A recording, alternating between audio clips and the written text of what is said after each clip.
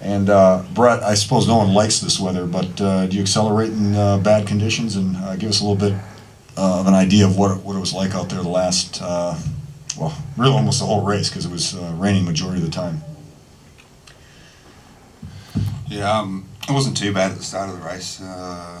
Just when it did start raining, everyone got quite cold. I got really cold myself and was shaking. I know teammate Hunter Tausch as well was really cold. Got a jacket on, and then next thing you know, we got up that really first steep climb, and we had our shack of give it everything and split the field apart. And I was lucky enough to make the front group. And then from then on, we went over the next climb, and I got popped probably a kilometre to go from the top. And lucky I used my descending skills and got back on about halfway down. Questions? A day like today, is it does survival enter into any of this? Just finishing the race without hitting anything or anybody? Yeah, that's right. I know that the little group I was with over the top, a couple of guys tried to go with me and wiped themselves out, I think. So, yeah, but it's just nutrition, kept eating all the time, keep your calories up, and knock our hunger flat's the main thing, keep your energy nice and high. How tough were the final circuits in the rain? They're not too bad, but see white lines and cat eyes that you have on the road. I saw Carl Menzies, a fellow Australian, hit one and slide out in the last corner as well. So wasn't too bad of a circuit, but I mean, you don't know with the weather. If it was dry, it'd be perfect, but that's just the way cycling is. Brett, did you see Sagan come up on your right shoulder? You looked down, took some pumps, you looked up, and it seemed like you thought you had it, and then he just sort of burst right there. Yeah, I was watching him. I knew it was my main competition. He's a young guy and he's very fast. I've watched him this year. I might have hit out a little too early, but I kept my head down and just kept accelerating. And yeah, he did come up quite quick at the end, and I think I timed it pretty perfect. Brett, you flashed something that looked like that. Did that have any meaning? I don't know. I think I was just so cold. There's probably only two fingers that come out.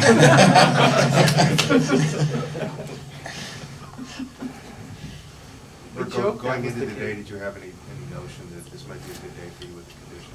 Yeah, me and Heino Tausch, that is, like I said, he had some bike troubles, and he nearly crashed bad in front of me, and he came up and we went back down his seat, had to change bikes. So maybe it was a blessing in disguise for me that happened to him, and I got my chance today. But we sort of marked this stage. I'm not quite sure how my form was because I've been up in Boulder for 4 weeks, sleeping at 2,200 metres, and I'm not in altitude training for 10 years since the track program. I was a bit sceptical about doing it because we used to probably do too much intensity, but this time it's paid off. How long were you in Boulder? 4 weeks. 4 weeks. When's the last time you had won a stage? Last time I was 2 years ago at Tour of Germany in the prologue. I won that and took the jersey. But I'm mostly known as a lead-out man, so I don't get to take wins very often. So what does it mean when you're able to have a day like this and the chance just presents itself? Yeah, it doesn't always come up too often, you know, because normally, yeah, Heino would have been there, or Torushoff, who are mainly lead out, and yeah, you got to take these days as they come and give it your best shot. And Brett, you're 30, is that correct? That's right. Okay. Does it matter to you? I mean, you have your role on the team as you're leading out and you're helping somebody else usually take this day, as you just said. But does it? So when you get that chance, can you just tell us if it's special, if it's because it's so rare for you? You definitely get a little bit nervous, but I've been doing it for so long. I think I know what to do, and in a sprint, I guess a lot of people said to me, why don't you be a sprinter yourself and try and do this, but there's a lot of guys with my type of speed, but I think I definitely know I can make more of a career out of being a lead-out man.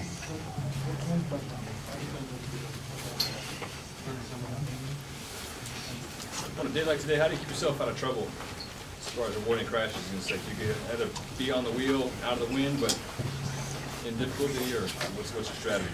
Dumb luck? I mean, a few times there, sort of like close your eyes and just go at it, because there's a lot of water on your glasses and face, and yeah, you sort of just let the bike float. And, yeah, you just got to mainly keep your eyes up on the descents and watch out for the white lines and cat eyes on the road. How would you rate this course on a difficulty level? How hard was it? Yeah, it was pretty tough, especially when Radio Shack got on the front. Those guys were incredibly strong today, and I don't think if they didn't have their tactic today and to try and split the field, I wouldn't be sitting here with the win today. So it was those guys and everyone else was sort of on to a sprint, was sitting on their wheel. We'll take a couple more questions with Brett, and then we'll also... Brett, sorry I don't know this, but did you do this stage last year? Yeah, I did. Yeah. So compare last year to this year, weather-wise. Last year was colder again, I think, and it rained from the start. Mansabo won the stage, and I was a lot further behind in probably one of the last groups. But in general, my form is not that good until the classics, and then I always peak for the tour. So it's nice to be racing in good form. Brett, where do you keep your gold medal? I'm not going to tell you that. I've got a safe at my house, so it's locked away in there. I did have it in a bank for a while, but never got to see it. Did any of your teammates crash out today? Did any Did any of your teammates crash out today? Don't think so. Do you get a sense of the change in the field's fitness, moving the race from February to May? Does it feel like a different tone among the riders and where they are? Yeah, definitely. You still get a lot of fit guys at the start of the year, but now, like most of the European pros, if you haven't just ridden the first part of the classics at Roubaix, it's sort of a comeback race. But for example, guys like Tom Boonen look really lean at the moment, and these guys are climbing good and getting prepared for the tour. Okay, one final question. Did you think you'd wake up this morning and be in the yellow? I mean, that's you said it was a team goal, but you also had it notched out as one of the stages. Yeah, I honestly didn't think that I would win the stage today, because I felt I was suffering a little bit from coming down from Boulder at altitude. But yeah, today I obviously felt fantastic, and it played in my favour a little bit with the wet descent, and I can descend quite well. So it was a special day.